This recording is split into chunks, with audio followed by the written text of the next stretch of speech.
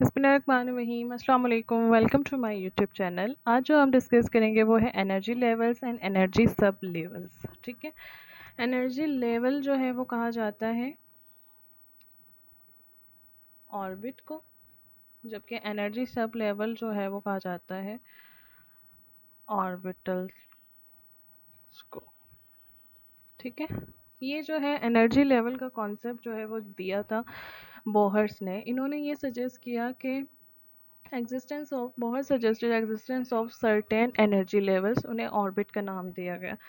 कि जो भी कोई भी अगर हम एटम की बात करते हैं तो उसके पास न्यूक्लियस होता है, और न्यूक्लियस के साथ उसके साथ साथ और भी बहुत से एनर्जी लेवल्स होते हैं। ठीक है, उसे उन्होंने नाम दिया ऑर्बिट का। ठीक है, या हम लोग जो सिंपली शेल भी कहते हैं। ठीक है, ये होता है न्यूक्लियस, और इसके अराउंड में ये जो आपको लेयर्स नज़र आ रही हैं, इसे इन्होंने नाम दिया कि ये सब एनर्जी, ये जो है वो एनर्जी लेवल्स हैं, और इन्हें नाम दिया गया ऑर्बिट का। ऑर्बिट जो है इन्हें डिनोट किया जाता है KLMN इन शेल से। ठीक है, के जो है इसके अंदर 2 इलेक्ट्रॉन आते हैं, एल जो है इसमें 8 इलेक्ट्रॉन आते हैं, एम जो है इसमें 18 आते हैं, जबकि एन जो है इसमें 32 आते हैं। ठीक है, अब देखें इसके अंदर जो है ना, ये जो फर्स्ट शेल आपको नज़र आ रहा है ये के है, फिर ये एल है, फिर एम है, फिर एन है, इसी तरह फिर ये ओ पी, इसी तरह ये जो है ना सो ऑन, इसी तरह जो है ना वो ऑर्बिट चलते रहते हैं। ये जो है ये कहलाते हैं ऑर्बिट। ठीक है, अब हमें ये मालूम करना हो अगर हमारे पास जैसे कि फर्स्ट ऑर्बिट है, ठीक है, उसमें कितने इलेक्ट्रॉन आएंगे, तो उसके लिए इन्होंने हमें एक फार्मूला बताया जो है 2n2, जिसमें n जो है वो शो करता है शेल को, नंबर ऑफ शेल को। ठीक है, नंबर ऑफ शेल को। ठीक है, अगर हम इसे कैलकुलेट करेंगे तो वो इस तरह से होगा।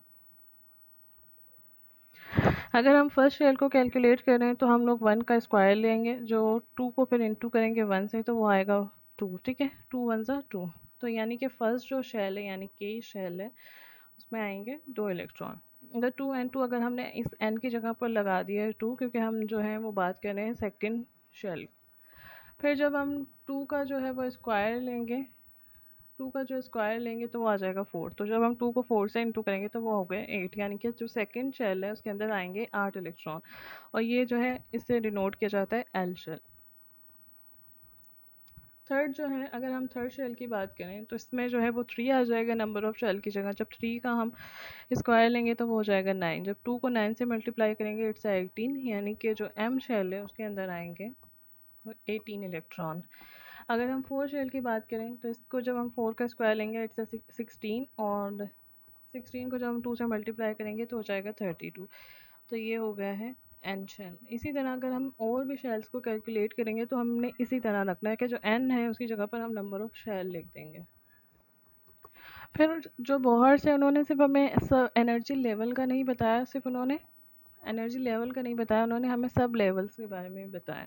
ठीक है, सब लेवल जो है उन्हें कहा जाता है ऑर्बिटल्स। ये जो है क्लोज लाइंग लाइंस होती हैं, इस double eight triple eight and so on. ठीक है, ये जो है इंडिकेट करती हैं एनर्जी लेवल के डिफरेंस को। अब इसको हम किस तरह से समझेंगे, आपके पास से सपोज के 2 एलिमेंट्स हैं। ठीक है,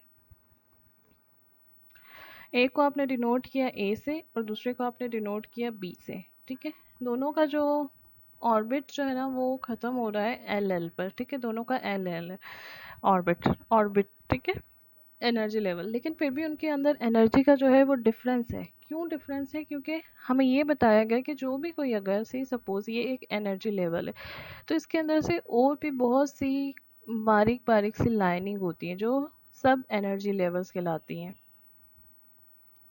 जो सब लेवल को शो करती हैं। और यही एनर्जी जो सब लेवल हैं ये इंडिकेट करते हैं एनर्जी लेवल के डिफरेंस को। अगर दो हमारे पास से सपोज एलिमेंट्स हैं और दोनों की जो है वो ऑर्बिट जो है वो एल है, लेकिन फिर भी उनमें एनर्जी का डिफरेंस आ रहा है, तो वो उनके सब लेवल की वजह से आ रहा है कि यहाँ उनके सब लेवल जो है वो अलग अलग तरीके से फिल हैं। यानी कि किसी के शायद एस के ऊपर ख़त्म हो रही हो, किसी की पी पर ख़त्म हो रही हो, किसी की डी पर, तो इस वजह से इनके अंदर एनर्जी का डिफरेंस आ रहा है।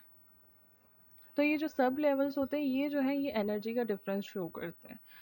इन्हें जो है वो डिनोट किया जाता है एस पी डी और एफ से। ठीक है, अगर हमारे पास एनर्जी लेवल से सपोज के है, तो के जो है वो फर्स्ट शेल है तो एन जो है वो 1 है। ठीक है, नंबर ऑफ शेल 1 है।